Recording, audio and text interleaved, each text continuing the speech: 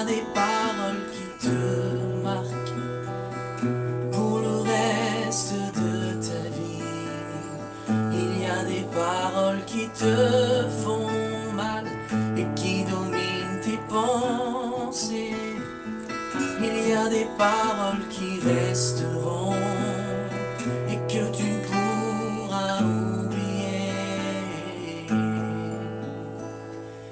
Mais il y a une parole qui peut te donner la vie. Cette parole s'appelle Jésus-Christ. On l'appelle aussi l'Évangile. Cette parole est tellement grande qu'elle peut redonner la vie. Cette parole est une épée qui protégera ton âme. Sa parole a le dernier mot. Quand je m'enfonce dans mon problème, c'est sa parole qui me protège. Et quand je pose un genou à terre, c'est sa parole qui me relève. Sa parole est la direction pour entrer dans le ciel.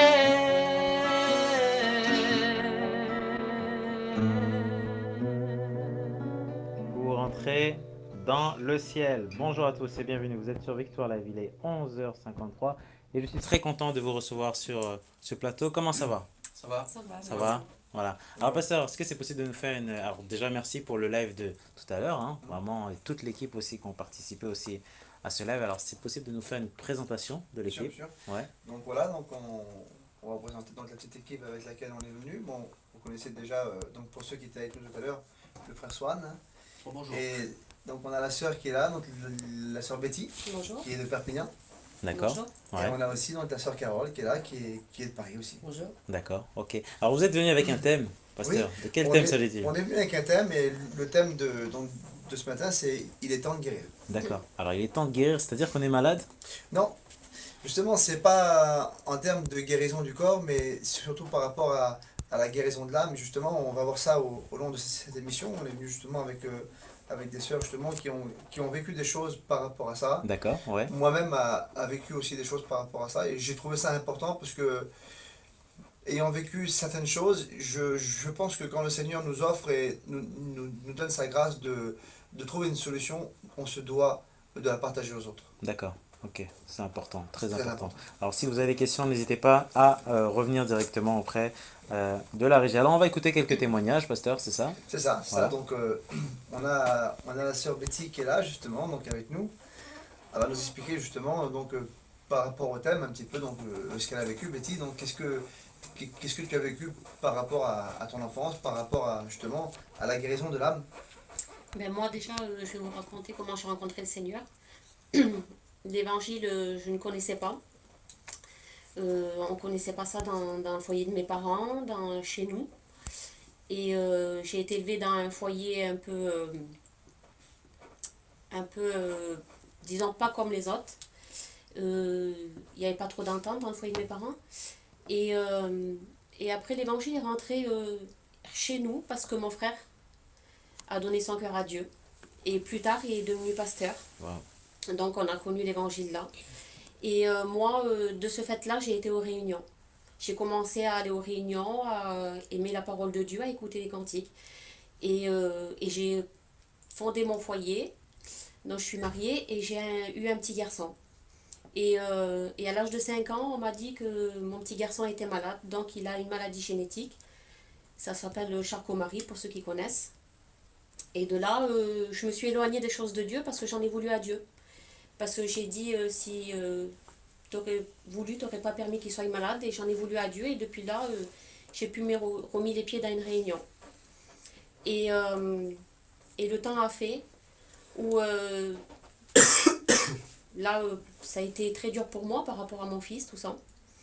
Et comme l'évangile était vraiment était rentré dans ma famille, donc il y avait plusieurs personnes qui venaient me parler de Dieu, qui sont venues. Et un jour où c'est que j'en pouvais plus vraiment, j'étais vraiment un fardeau vraiment trop lourd à porter pour moi, j'ai été dans une réunion.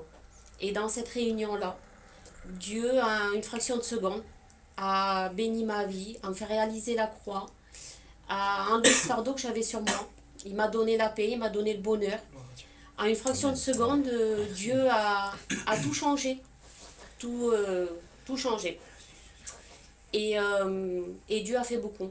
A fait au-delà, même au-delà de ce qui s'était passé, quoi. Et parce que j'ai grandi dans un foyer pas facile. J'ai pas manqué d'amour par rapport à mes parents, mais j'ai plutôt manqué de la présence de mon père. Il s'est passé des choses dans le foyer de mes parents et j'ai grandi un peu avec une haine envers les gens, envers une femme spécialement qui a fait du mal au foyer de mes parents. Donc il y avait vraiment de la colère. Oui, vraiment Ok, de la d'accord, colère et de ouais. la haine. Ouais. Et j'ai grandi comme ça, avec cette haine et cette colère, parce que j'ai manqué de la présence de mon père, parce que mon père partait. Et si vous voulez, avait fait un autre foyer autre part. D'accord, ouais. Donc il y avait beaucoup de personnes qui avaient fait du mal au foyer de mes parents, quoi. Et quand je suis arrivée dans les choses de Dieu, au contact de Dieu, ce que j'avais dans mon cœur, ça allait pas. Et Dieu m'a tout de suite dit, il y a trop d'encœur dans ton cœur. Et de suite, il fallait que je pardonne à beaucoup de personnes. Et j'ai pardonné parce que j'ai voulu plaire à Dieu. Et je savais que si je pardonnais pas, je ne pouvais pas avancer dans les choses de Dieu. Et donc, j'ai pardonné à ces personnes-là. Dieu m'a donné le pardon. Et par rapport à ça, j'ai pu aller reparler à certaines personnes. Est-ce que ça a été difficile d'aller pardonner? Non, Non? parce que Dieu m'avait déjà tout fait, il m'avait tout donné. Waouh. Donc, ça n'a pas été difficile pour moi. Et en fait, Betty, tu t'es aperçu cela, donc le jour où, comme tu expliques, que tu as accepté Jésus, que tu as fait cette rencontre, que le Saint-Esprit est venu en toi, et donc il s'est passé des choses, il y a des choses qui ont été bousculées, il y a la foi qui est venue en toi, Oui. tu as cru en lui, mais tu t'es aperçu aussi au bout de peut-être de quelques années de vie chrétienne qu'il y avait des blessures justement qui étaient là et qui n'avaient pas été encore totalement cicatrisées, ça. Moi, je ne m'apercevais pas de les blessures que j'avais dans mon cœur. Et je croyais qu'au contact de la parole de Dieu et au contact de Dieu, tout avait effacé. Dieu avait effacé tout ça. Mais non, après, je me suis, au fil des mois et au fil des années même, je me suis aperçue que j'avais des blessures et vraiment très, très profondes dans mon cœur. Et j'avais pardonné, mais il a fallu que je réalise que Dieu me montre, en fait, mon état. Parce que je ne l'avais pas réalisé. Je n'avais pas réalisé vraiment ces blessures que j'avais dans mon cœur. Et il a fallu que Dieu me fasse voir à l'approche. Plus j'allais dans les réunions, plus j'écoutais la parole de Dieu. Et plus Dieu me faisait voir comment était mon cœur. Et il me faisait voir que vraiment j'avais des blessures vraiment très très profondes. Ça a été quoi l'élément un petit peu déclencheur, justement, qui a fait que les choses ont changé? Dieu m'a fait vraiment réaliser mon état. Il m'a fait vraiment réaliser comment j'étais. Et il y avait plus que le pardon au-delà de ça. Ça a été plus que ça. Il me fallait carrément une restauration du cœur. Amen. Il me fallait plus que ça. Il a fallu que tu t'humilies et dire oui Seigneur, c'est vrai. Il a fallu que je voie mon état, que je m'humilie devant Dieu. Que je demande pardon à Dieu aussi. Et Dieu, là, a pu faire son œuvre. A pu vraiment faire tout ce qu'il voulait, lui, dans ma vie et dans mon cœur. Restaurer toutes ces blessures que j'avais dans mon cœur. Ça a été quoi après vraiment les bénéfices de ça, le changement un petit peu qu'il y a eu, parce que tu as rencontré Jésus, donc tu étais chrétienne, et au bout d'un temps tu t'aperçois donc qu'il y a des blocages dans la vie chrétienne, c'est ça en fait. Hein. Il y a, à cause qu'il y a des choses qui n'ont pas été totalement guéries, il y a des blocages qui viennent, et on s'aperçoit, et ça a été quoi vraiment les bénéfices justement de... Il y a eu plein de bénéfices dans ma vie.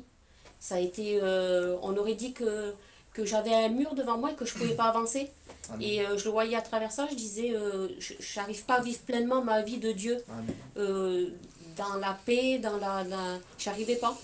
Et à travers ça, à travers que le Seigneur m'a montré mon état, à travers que j'ai pu guérir de mon cœur, ça a été une explosion déjà dans ma vie chrétienne. Et ça a été un bonheur, une paix, ça a été au-delà de ce que j'espérais. Ouais. Au-delà vraiment de ce que j'espérais. Alors, quel message, en fait, peux-tu dire s'il y a une personne qui a du mal à guérir? Alors, comment ça se passe? Vraiment, confiez-vous en Dieu. Vraiment, réaliser, réaliser la grandeur de Dieu. Il y a Dieu, de toute façon, qui peut guérir les blessures. Amen. On ne peut pas autrement. On ne peut pas. Il y a Dieu. Confiez-vous en Dieu. Et Dieu fera le nécessaire. Il peut faire tout pour votre vie, Amen. Seigneur. Amen. Amen. Amen. Amen. Amen. Amen. Quel témoignage, pasteur. C'est Témoignage très fort, beau, justement, puissant, c'est ouais. pour ça que donc on est venu avec ces témoignages. Tous les Ouais. témoignages sont beaux, mais on va dire qu'il y a des témoignages qui sont appropriés à des catégories de personnes. Et c'est pour D'accord. ça justement qu'il y a une diversité de gens qui sont touchés par Christ, parce que vous savez, des fois on se pose des questions, on se dit Seigneur, pourquoi j'ai vécu ça, pourquoi j'ai vécu ça, et à un moment donné on s'aperçoit que dans notre témoignage on est utile à des personnes et on se dit bah, Seigneur, bah, en fait j'ai vécu ça, mais tu arrives quand même à t'en servir Ouais. pour bénir les autres. Ouais. Il y a aussi Carole, c'est pareil. Alors, Carole. Carole aussi a vécu aussi des belles choses et C'est vrai. Bah moi, mon parcours, je vais vous donner un petit mot de témoignage. Pas m'étaler sur mon témoignage, plutôt m'étaler sur ce que le Seigneur a permis, Amen. ce que le Seigneur a fait. Moi, j'ai rencontré le Seigneur il y a pas mal d'années. J'ai D'accord. entendu parler des choses de Dieu il y a une trentaine d'années. Ouais. Et en fait, je suis venue à Dieu vraiment dans l'épreuve, moi. Je simplifie, hein, je vais aller au plus court. J'ai eu des problèmes de famille dans ma famille. On était une famille unie avec qui on s'entendait bien, des gens que j'aimais. Et là, j'ai été victime d'une fausse accusation dans ma famille avec mes parents. On a subi vraiment de la calomnie et par rapport à ça, on est tombé malade. D'accord. Tous les trois, on a fait de la dépression, tout ça. Et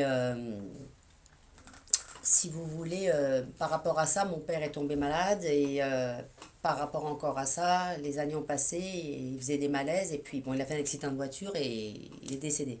Donc par rapport à ça, j'ai énormément souffert, Ouais, hein, ouais. forcément. Bien que j'avais entendu parler des choses de Dieu, c'était quand même compliqué pour moi. D'accord. Mais je me suis approchée quand même de Dieu. Ouais. Mais en fait, je ne pouvais pas guérir, j'arrivais pas à avancer parce que la souffrance déjà était trop grande d'une Ouais, part. ouais. J'en voulais à Dieu Ouais. parce que j'avais pas tout compris.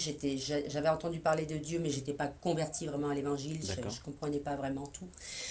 Et par rapport à ça, j'ai continué d'aller dans la réunion, mais si vous voulez, c'est comme la sœur Betty, j'avais un mur, j'avais vraiment du mal. Et puis, j'avais du mal aussi à demander cette paix-là. On m'avait dit, tu sais, tu peux demander la paix par rapport à ta souffrance, le Seigneur peut te la donner. Mais réellement, je pense que dans le fond de mon cœur, j'en voulais pas. On a été élevés dans un contexte familial assez lourd. On était des gens catholiques, pratiquants. Chez nous, on portait le deuil pendant 5 ans, pendant 7 ans, mes parents. C'était vraiment lourd. Et je me disais que si je demandais la paix, si je demandais d'être mieux, je culpabilisais. Je me disais, mais si je demande d'être mieux, c'est que j'aimais pas mon père alors. C'est que c'était compliqué pour moi dans ma tête. Et puis, en plus de demander la paix, ça voulait dire aussi de pouvoir pardonner à ces gens-là, qui étaient quelque part indirectement l'instigateur de tout ce qui m'est arrivé, tous mes problèmes. Et ça, j'étais pas prête à ça. Parce que réellement, je les aimais pas. J'avais le chagrin de mon père, mais j'avais le chagrin et la colère aussi. La haine de ma famille. Parce que je les aimais tellement que la haine était aussi forte que l'amour que je pouvais leur porter avant. Parce que c'était ma famille, mes tantes, mes cousines, et de là, je me suis retrouvée toute seule. C'était très difficile par rapport à tout ça. Et donc, voilà. Alors, j'allais dans les réunions prier pour moi. J'avais des petites phases où j'allais un petit peu mieux, mais j'avais pas cette paix réelle. Ça durait pas. Personne ne te soutenait, Carole, dans ces moments-là? Tu étais seule? Heureusement, j'avais des chrétiens autour de moi. Okay. Mais dans ma famille, c'était très difficile parce qu'ils ne sont pas convertis encore et il y avait beaucoup d'incompréhension. Il y avait beaucoup de choses qui me disaient ça ne nous regarde pas, les gens s'éloignaient, on était vraiment isolés, on était tout seuls. Et puis un jour, quelques temps a passé, j'étais à la réunion et j'en avais marre de cette situation-là. Parce que je ressentais que ma vie chrétienne, elle n'était pas optimisée, si vous voulez. un blocage. J'avais un blocage vraiment dans ma vie chrétienne. Et un jour, on était dans un culte et j'étais vraiment bénie. Le Saint-Esprit était sur moi et je me suis mis à parler en langue. Et je ne sais pas pourquoi. Je ne le sais pas encore aujourd'hui, mais aujourd'hui, je sais que c'est le Saint-Esprit. Je me suis mis à prier pour eux, pour mes ennemis. Là. Wow. Et j'ai dit, Seigneur, bénis-les. Et là, je me suis dit, mais je deviens folle. Je ne peux pas demander de les bénir parce que je ne les aime pas. Mais j'ai dit, Seigneur, seulement, alors donne-moi le pardon pour eux. Et à l'instant même où je l'ai vraiment demandé de tout mon cœur, le Seigneur m'a donné le pardon. Et j'étais dans cette réunion, j'avais pardonné en un instant des choses des années en arrière, mais il a fait plus grand. Il m'a donné l'amour. Et là, je me suis mis à pleurer, je me mettais à les aimer. Et je dis, Seigneur, j'en veux pas. Je voulais pas de cet amour. Si j'en veux pas, il mérite pas, je peux pas. Mais Seigneur me l'a donné quand même. Amen. Et de ce jour-là, ma vie a changé. Je me suis mis à prier pour eux. Et aujourd'hui, croyez-moi, aujourd'hui, ces gens-là, pour eux, je suis encore leur ennemi parce que ça fait aujourd'hui 35 ans. 35 J'étais ans. enfant Ouais, ouais. quand ça m'est arrivé. Ils me haïssent encore, je le sais, et moi je les aime. Mais tant pis, je dis Seigneur, parce que par rapport à ça, au pardon, par rapport à l'amour que le Seigneur a mis dans mon cœur, moi je suis heureuse aujourd'hui. Amen. Et Amen. même si Ouais, j'ai passé ouais, tout ouais. ça, je me dis Seigneur, c'était peut-être tu m'as fait passer ces choses, c'était pour mon salut. Peut-être j'aurais jamais rencontré Dieu moi si j'avais pas eu ça dans ma vie. Et je préfère être aujourd'hui être à ma place de victime parce qu'avec le Seigneur je suis plus victime parce que j'ai Amen. un Dieu Wow. qui m'aime. Amen. Le Seigneur lui m'a justifié même si j'ai pas été justifié dans le monde. Moi, je sais dans mon cœur que j'ai jamais rien fait. La calomnie, elle était injustifiée, mais ça fait rien. Je préfère être dans ma vie aujourd'hui. J'ai tout reçu de Dieu aujourd'hui par Amen. rapport à tout ça. Le Seigneur, il m'a donné des cadeaux, des grandes choses. Il m'a baptisé de son Saint-Esprit. Il m'a donné le don de prophétie. J'ai un foyer chrétien. Mon mari, ça fait 30 ans que je suis mariée. Mon mari est chrétien depuis bientôt 4 ans. Amen. Amen. Wow. J'ai mon fils qui a 26 ans, qui a un foyer chrétien. Ouais. J'ai encore un autre fils qui a 22 ans, qui n'est pas converti encore, mais le Seigneur me l'a promis. Amen. Donc, que des bénédictions. Que des bénédictions Wow. et que des cadeaux. C'est pour ça que dans le lâcher-prise, on a tout à gagner.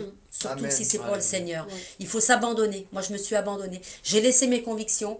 J'ai laissé vraiment mon moi, là, intérieur, ma personne. C'est dur parce qu'on est orgueilleux. Puis j'étais légitime, mon orgueil. Parce que vous savez, c'est dur dans la vie quand on vous dit des choses fausses et qu'on essaie de justifier et qu'on ne vous croit pas. J'ai beaucoup souffert par rapport à ça. Mais tant pis, j'ai laissé mon orgueil de côté et j'ai vraiment regardé à Dieu. J'ai dit, Seigneur, toi tu le sais.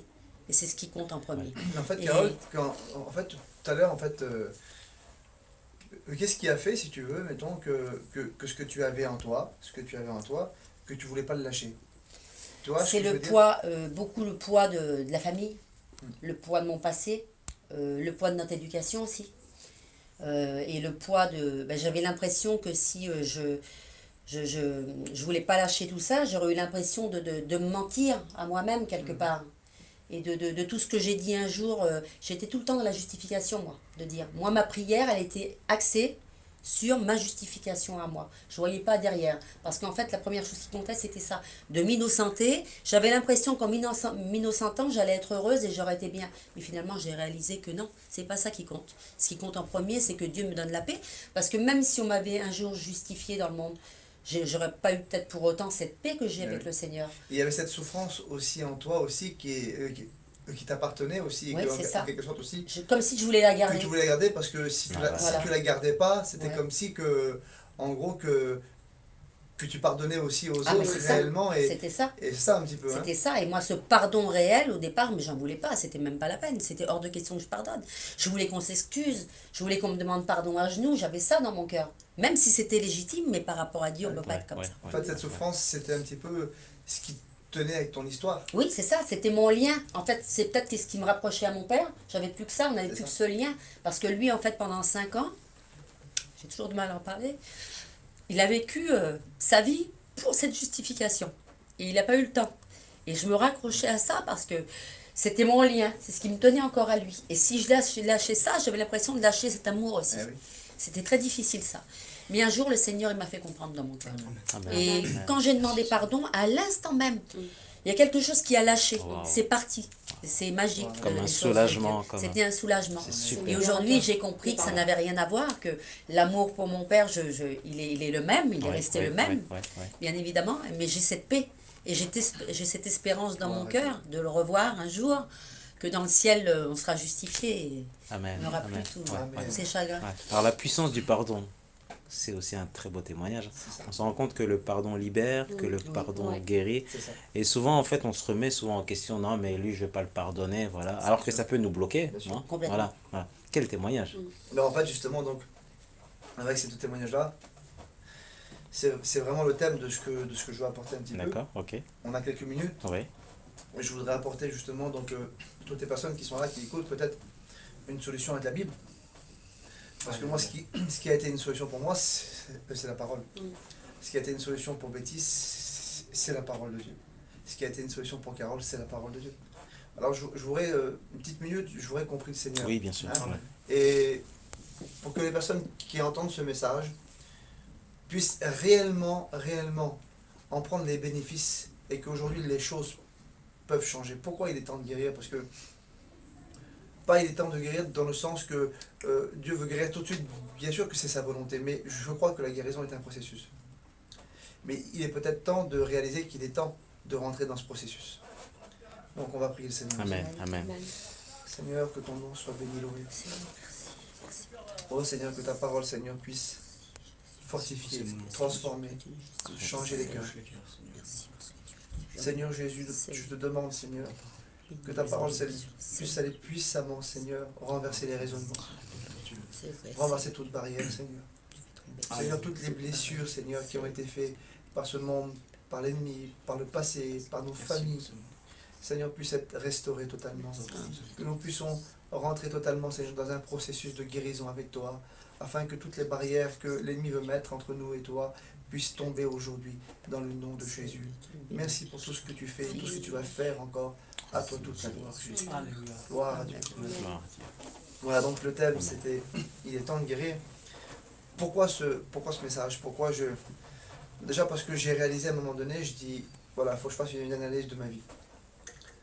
Moi, j'ai été abandonné par ma mère à l'âge de 6 ans, ça a été compliqué, tout ça. J'ai vécu plein de choses, j'avais de la haine, j'avais de la colère. J'ai rencontré Jésus, Jésus m'a transformé, et puis à un moment donné, je me suis dit, Seigneur, j'ai été guéri dans plein de domaines, j'ai pardonné, j'ai plus de haine, j'ai plus de colère, mais il semble qu'il y a encore des marques. Il semble qu'il y a encore des petites choses. Il semble qu'il y a encore des petits blocages. Alors j'ai commencé à réfléchir un petit peu sur moi-même et à me dire, il y a des choses qui doivent certainement bloquer. Et puis j'ai commencé à méditer la parole de Dieu.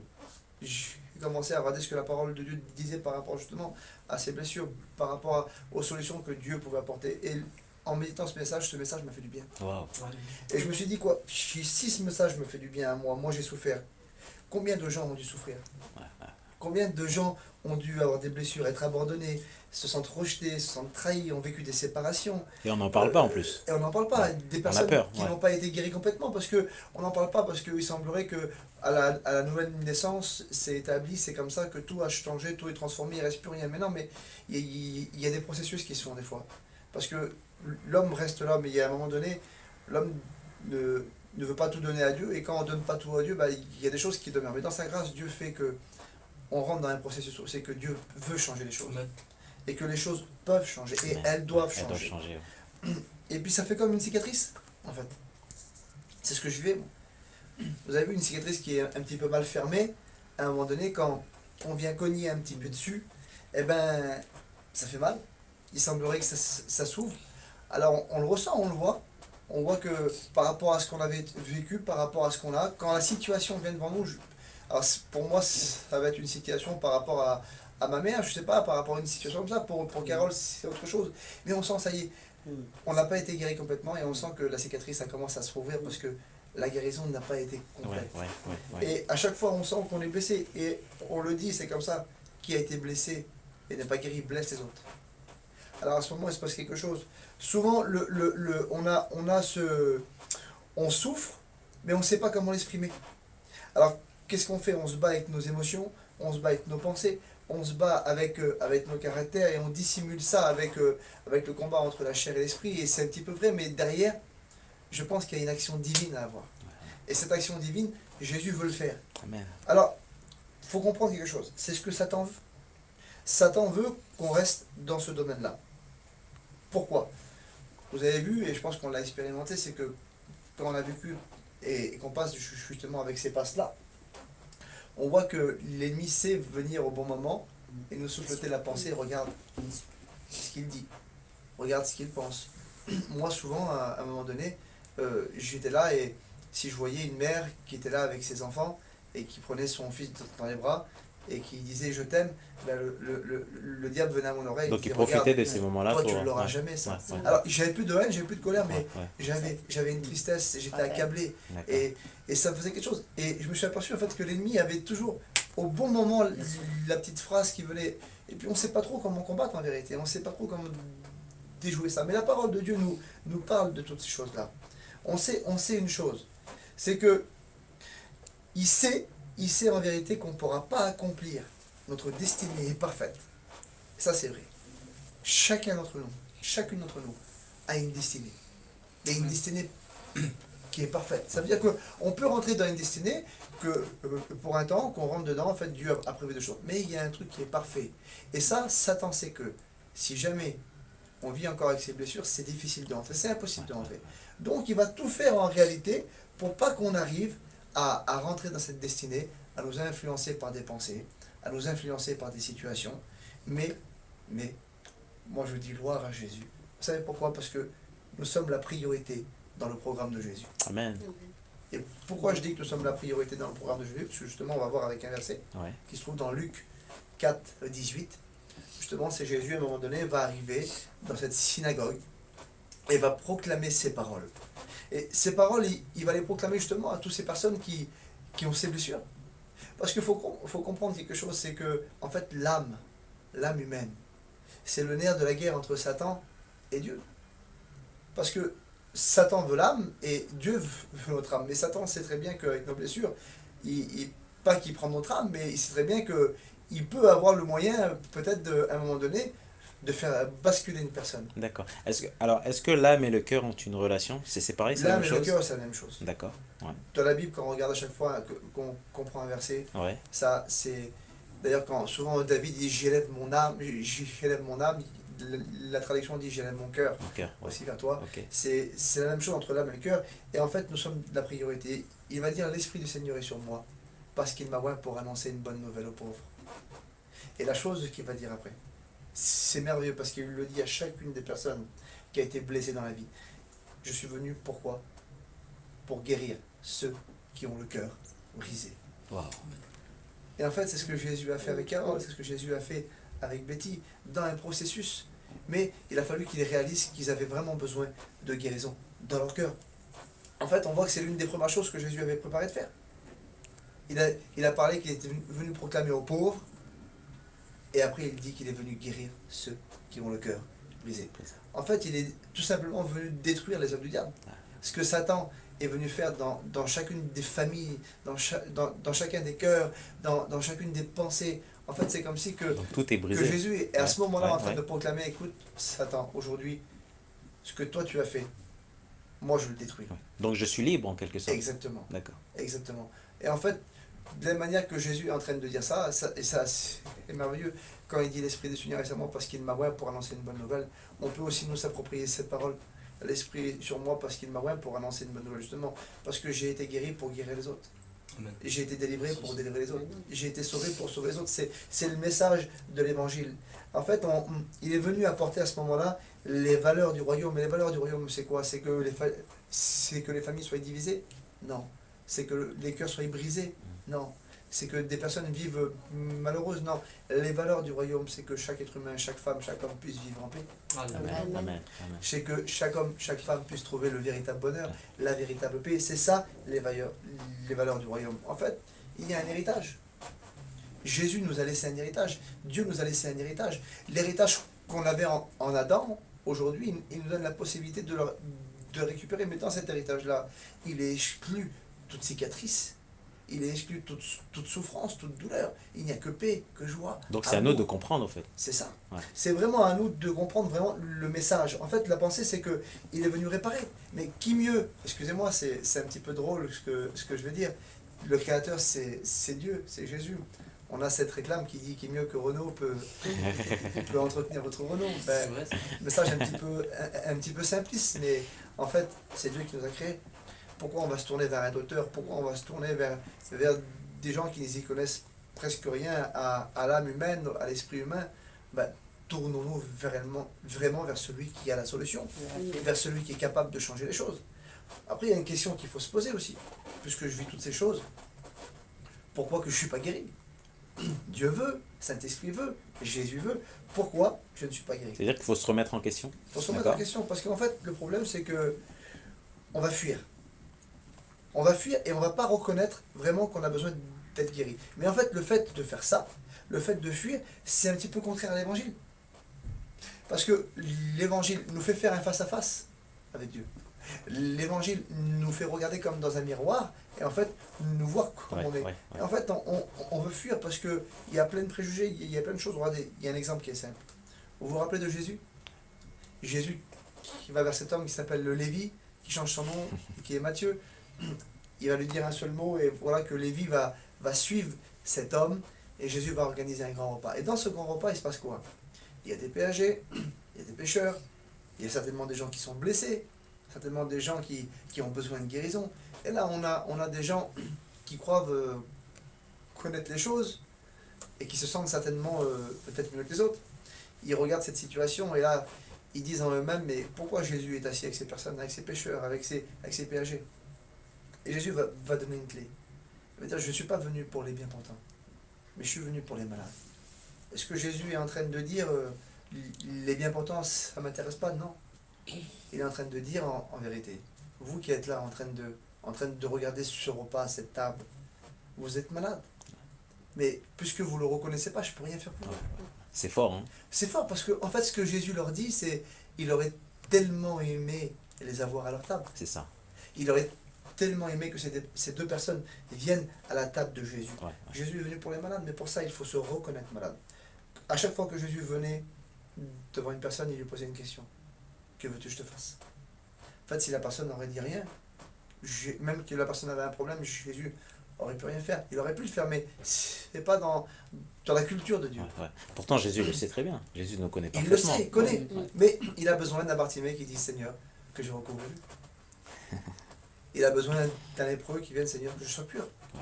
En fait, c'est ça. Il a besoin, en fait, qu'on vienne vers lui avec le fond de notre cœur et qu'on puisse lui apporter vraiment ce qu'il y a à l'intérieur. C'est vraiment ce que Jésus veut. En fait, l'évangile nous appelle à confronter en fait notre problème, notre douleur, notre blessure et à vraiment la donner à Dieu. Et il y a cette étape justement va nous amener à reconnaître, c'est-à-dire reconnaître que j'ai un problème, mais le dire à Dieu aussi. Regardez le psaume 34 au verset 18. Il dit quand le juste crie, d'accord? Il dit l'Éternel est près de ceux qui ont le cœur brisé et il le sauve, ceux qui ont l'esprit dans l'abattement. D'accord? Et à un moment donné, ça, l'Éternel est près de ceux qui ont le cœur brisé et il le sauve, ceux qui ont l'esprit dans l'abattement. Ça veut dire que ça, c'est sa volonté, il le veut, il le désire. Et il est près d'eux. Ça veut dire qu'on n'est pas loin. Il est près d'eux.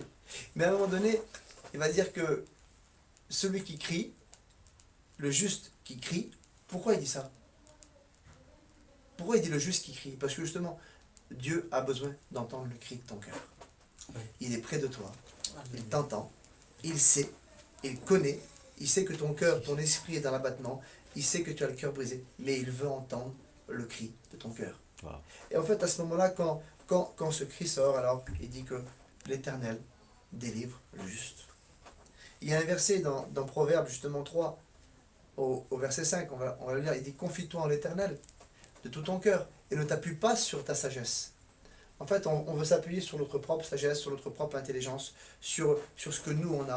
Mais il dit là, non, reconnais-toi dans toutes tes voies.